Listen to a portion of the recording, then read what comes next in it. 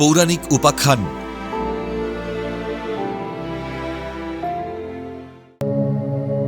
নবপত্রিকার পৌরাণিক ব্যাখ্যা ও তাৎপর্য কি?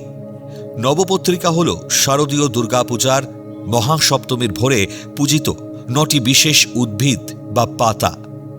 একে প্রচলিত ভাষায় কলাবৌ বলা হয়। এটি দেবী দুর্গার ৯টি ভিন্ন শক্তির প্রতীক। মনে করা হয় এটি গণেশের স্ত্রী নয়, বরং দেবী দুর্গারই একটি রূপ। দুর্গাপূজার সময় নবপত্রিকা বা কলাবৌ নির্মাণে ৯টি বিশেষ গাছ বা উদ্ভিদ ব্যবহৃত হয়, যা দেবী দুর্গার ৯টি রূপের প্রতীক। কদলী বা কলা গাছ, যা দেবী ব্রাহ্মণীকে নির্দেশ করে। দেবী ব্রাহ্মণী হলেন ব্রহ্মার শক্তি, যিনি মহাবিশ্বের সৃষ্টিশীল দিকটির প্রতিনিধিত্ব করেন। তাকে বিদ্যাদাত্রী বা জ্ঞানের দেবী হিসেবেও গণ্য করা হয়।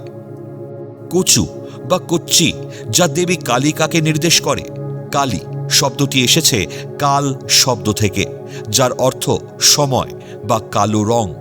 তিনি কাল বা সময়কে গ্রাস করেন, তাই তিনি কালিকা। হরিদ্রা বা হলুদ, যা দেবী উমাকে নির্দেশ করে। তিনি দেবী দুর্গার শান্ত, স্নেহময়ী এবং শুভ রূপ। দার্শনিক মতে তিনি শিবের শক্তি বা মহাজাগতিক সৃজনশীল শক্তি। জয়ন্তী, যা দেবী কার্তিকীকে নির্দেশ করে। দেবী কার্তিকী হলেন দক্ষরাজের কন্যা এবং মহিষাসুররূপী কলাকাসুরকে নিধনকারী এক রণরঙ্গিনী দেবী। কিছু মতানুসারে তিনি দেবী কৌমারী বা স্কন্দ মাতা থেকে ভিন্ন রূপ হিসেবেও বর্ণিত হন। বিল্ল বা বেল, যা দেবী শিবাকে নির্দেশ করে। পরমেশ্বর শিবের শক্তি বা সৃজনশীল শক্তির নারী রূপ, যা শিব স্বরূপিণী নামেও পরিচিত। শাক্ত ঐতিহ্যে তিনি শিবের অর্ধাঙ্গিনী ও পরিপূরক, যা দেবী পার্বতীর শিবরূপী বা শিবের গুণসম্পন্ন রূপ ধারণকারী একটি বিশেষ রূপ। দারিম্ব বা ডালিম, যা দেবী রক্তদন্তিকাকে নির্দেশ করে। দেবী রক্তদন্তিকা হলেন দেবী দুর্গা বা কালীর একটি উগ্র সংহারকারী রূপ, যার দাঁত ডালিম ফুলের মতো লাল। দুর্গা সপ্তশতী অনুসারে বৈপ্রচিত্ত নামক অসুরের বংশধরদের বিনাশের জন্য তিনি এই রূপ ধারণ করেছিলেন। অশোক, যা দেবী শোকরহিতাকে নির্দেশ করে। অশোক গাছের অধিষ্ঠাত্রী দেবী হলেন শোকরহিতা। তিনি দেবী দুর্গারই একটি রূপ বা শস্যের দেবী হিসেবে পূজিত হন, যিনি শোক দূর করেন। ধান, যা দেবী লক্ষ্মীকে নির্দেশ করে। দেবী লক্ষ্মী হিন্দু ধর্মে ধন, সম্পদ, সমৃদ্ধি, সৌন্দর্য ও সৌভাগ্যের দেবী। তিনি ভগবান বিষ্ণুর পত্নী এবং ত্রিলক্ষ্মী বা নারায়ণী নামেও পরিচিতা।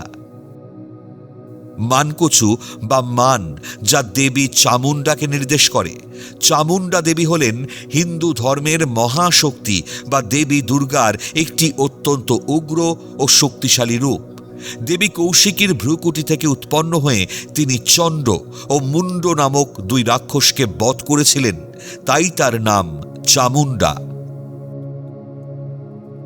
সপ্তমীর ভোরে এই ৯টি উদ্ভিদকে গঙ্গার জল বা পবিত্র জলে স্নান করিয়ে নববধূর মতো লাল পাড় সাদা শাড়ি পরিয়ে সাজানো হয়, যাকে কলাবৌ স্নান বলা হয়। এই ৯টি উদ্ভিদ দেবী দুর্গার ৯টি ভিন্ন ভিন্ন রূপের প্রতিনিধিত্ব করে, যা মূলত কৃষি নির্ভর বাংলার উর্বরতা ও প্রকৃতির পুজোর প্রতীক। এটি মূলত শস্য দেবীর পূজা, যা মানুষের সমৃদ্ধি ও ভালো ফসলের কামনায় প্রকৃতি আরাধনার অংশ, যা প্রাচীন শস্য উৎসবের স্মৃতি বহন করে।